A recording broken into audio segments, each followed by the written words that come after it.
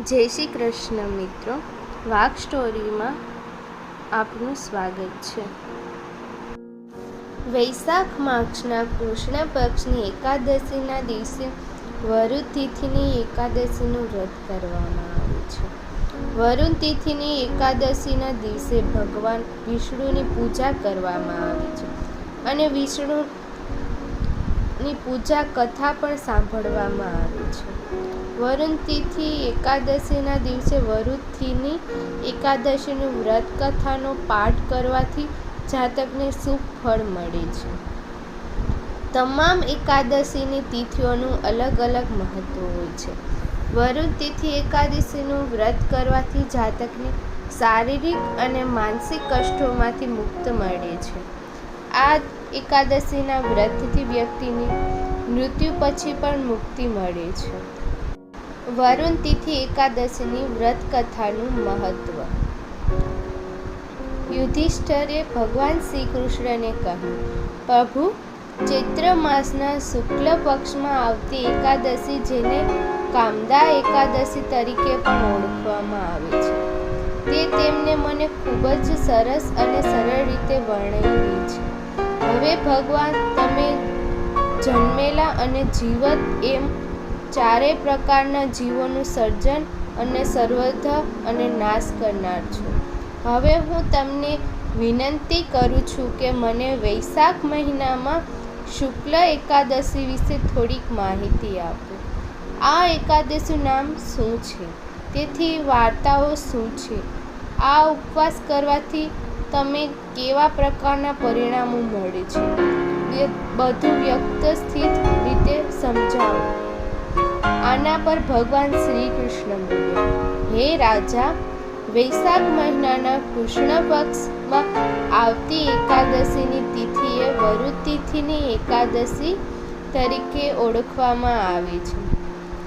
આ વરુણ તિથિની એકાદશી વ્રત કથાની અસર સૌભાગ્ય પ્રદાન કરનારી છે, સર્વ પાપોનો નાશ કરનાર અને અંતિમ સમયમાં મોક્ષ પ્રદાન કરનારી છે.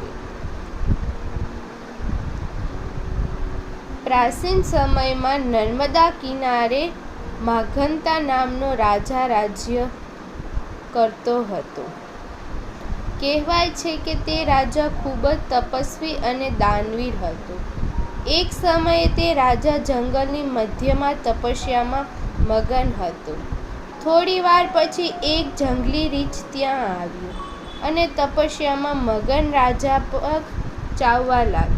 થોડા સમય પછી રીંછ રાજાનો પગ ચાવ્યો અને તે તેને જંગલમાં ખેંચી ગયો. જ્યારે રીંછ રાજાને ખેંચી રહ્યું હતું તે સમયે રાજા ખૂબ જ ગભરાયો હતો, પરંતુ તપસ્યાના ધર્મનું પાલન કરીને તેણે ગુસ્સે થવાના બદલે હિંસક થવાના બદલે ભગવાન વિષ્ણુની પ્રાર્થના કરવાનું શરૂ કર્યું અને તેમને કરુણાથી બોલાવવાનું શરૂ કર્યું. રાજાની હાકલ સાંભળીને ભગવાન વિષ્ણુ તેમની મદદ કરવા માટે પ્રગટ થયા. તે પછી ભગવાન વિષ્ણુએ પોતાના સુદર્શન ચક્રથી રીંછને મારી નાખ્યો, પરંતુ ત્યાં સુધીમાં રીંછ રાજાનો આખો પગ ખાઈ ગયો હતો. રાજા માગધા પર ગુમાવવાનો શોક કરી રહ્યા હતા. આ જોઈને ભગવાન વિષ્ણુએ ખૂબ દુઃખ થયું અને તેમણે રાજાને કહ્યું, હે રાજન, તેનો શોક ન કરો. આ રીંછે તમારી સાથે જે કંઈ કર્યું છે તે તમારા આગલા જન્મનો ગુનો છે. તેને પરિપૂર્ણ કરવા માટે તમે મથુરા જાઓ અને મારા વરાહ અવતારની પૂજા કરો અને વરુણની એકાદશીનું વ્રત કરો. વરુણની એકાદશીના વ્રતની અસરથી તમે ફરી મજબૂત બનશો. ભગવાન વિષ્ણુના આદેશ મુજબ રાજા માગધા મથુરા શહેરમાં ગયા અને સંપૂર્ણ ભક્તિ સાથે વરુણની એકાદશીનું વ્રત કર્યું. આ એકાદશીના વ્રતની અસરથી રાજાનું શરીર ફરી બળવાન બન્યું અને આ વરુતિની એકાદશીના ઉપવાસને કારણે રાજાને સ્વર્ગ પ્રાપ્ત થયું. તેથી જે પણ વ્યક્તિ ભયથી પીડાતી હોય કે તેણે વરુતિની એકાદશીનું વ્રત અવશ્ય કરવું જોઈએ. જો તમને આ વિડીયો પસંદ આવ્યો હોય તો લાઈક, શેર અને સબસ્ક્રાઈબ જરૂર કરી દેજો.